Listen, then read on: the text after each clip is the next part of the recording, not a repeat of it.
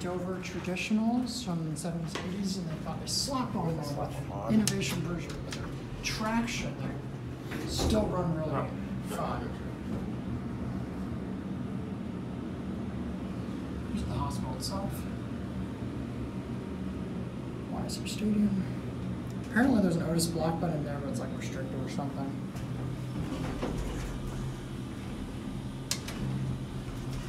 Again, the motor generators. The old indicator does not work. They have like wood doors, and they had that for the cab too. They got the snap cab. A weird cheap slap on them.